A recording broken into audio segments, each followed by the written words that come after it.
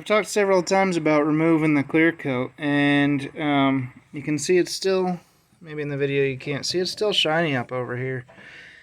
When something's shiny, you're not going to be able to get anything to stick to it. So I've got some of the clear coat started coming off over here. Obviously you can see I've still got some work to do because it was up on its side. It was really hard to get in here. But the goal is not to take it down to bare metal. I just want to take that clear coat off because the actual original primer on the vehicle is going to be the best base connection to the metal that I'm going to have. Anything after that, if there are spots I break through to bare steel or where bare steel is already exposed, kind of like this here on the roll bar, you can see there have been some spots where it's been scratched up. Well, then those spots are going to use the Raptor, there's a primer, I can't think of which one it is off the top of my head, but it's a primer that's specifically formulated by U-Pol for Raptor. It's an acid etch. And so I will use that any spots where I accidentally go through, but the less of that I have to buy, the happier I'll be. So I'm going to stick with just trying to take the clear coat off. This thing was originally all full of mud in the junkyard I got it from. And so on this side you can see I've already kind of cleaned it up, did some sanding. This side was real close to the ground and I didn't want to sit on the ground and work, so it hadn't been touched. And then when I flipped it over, I was too busy working on the torque boxes, so I hadn't done anything with it. So now that whole area will need to be cleaned up, vacuumed out. And there are some spots, like over in the corners and such, where there's still some work need to be done on the cleanup as well. In the meantime, I'll show you kind of what I'm doing. So I've got here a orbital sander, and I'm just kind of working it best I can. Trying to get as much of everywhere as I can, and then there will be elbow grease needed for the corners and whatnot, but this will save me a lot of time in the flatter areas, the more open areas. It already has in some of the stuff I've already done, so kinda happy about this little cheap tool. This was another Harbor Freight find, so eventually I'm sure I'll burn it up. But in the meantime, it's serving its purpose for way cheaper than anything else I could find. I mean, there are spots like this. There is no way I'm getting that big orbital sander down in that little dimple. So I've got a few options. I've got a wire wheel on my drill for spots where I've just got a lot more work to do. I just got to be really careful with that I don't take too much off. Or I've got just regular sandpaper and, like I said before, elbow grease. And if it comes to that, it comes to that, and I'm fine with that. But the more of that I can avoid, the happier I'll be. And Jeep does have this, I don't even know what this stuff is. It's almost like a rubbery coating. Supposedly, best I can tell online, is that it was originally designed to cut down on road noise and vibrations, and maybe that's it. I don't know. I have had to peel it off in a few spots for, say, like the roll bar bolts, which were underneath it, unfortunately.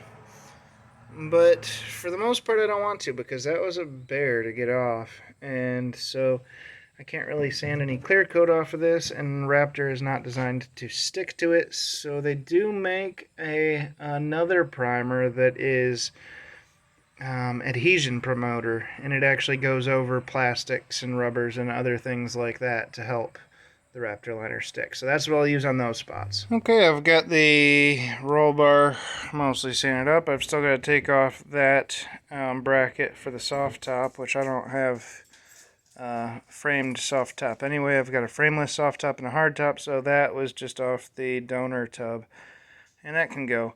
But in the meantime, it's kind of blocking me from actually getting to all the spots I need to sand. But here's something I wanted to show. Right now, this looks fairly heavily sanded. It's how it's been throughout all of this. But I've got here a rag with isopropyl alcohol, which is kind of what I'm using for my initial clean. It won't be my final clean, but just to show you. It looked super well sanded, but that's all just dust. So there's still a little bit of shine, but as that dries, I'll be able to see where there is still clear coat. I think most of that actually looks pretty decent.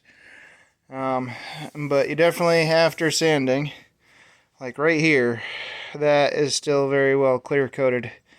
So I need to get that cleaned up. But after you've sanded, don't just assume that everything is sanded and good, because there's a big difference between dust and paint. Now, like I said, there will be a final cleanse before the Raptor liner, and that's going to be in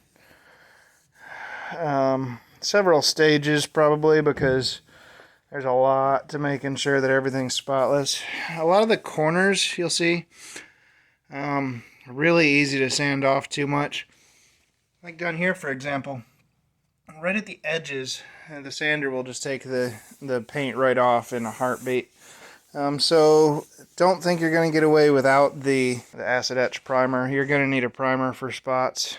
Maybe there are other primers that'll work well. This is just the one that from my research shows to be the best for Raptor. So that's that. I'm going to keep working on it. I've done a little extra sanding down there. I've sanded up this wheel well a little better. That one I did before, but I'm going to have to go back over that after cleaning it. I've started in here, still need to vacuum that out and see where I've missed, and then do the handwork. Now I think I'm going to have to spray down and clean all that, because that has to be pretty well spotless before anything will stick to it too.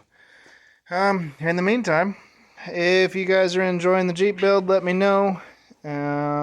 Hopefully I will have this tub back on the frame before winter hits, because my original goal was August, and that's come and gone. But if that tub is still in here and that frame is still out there when winter hits, it's gonna not be fun to get into.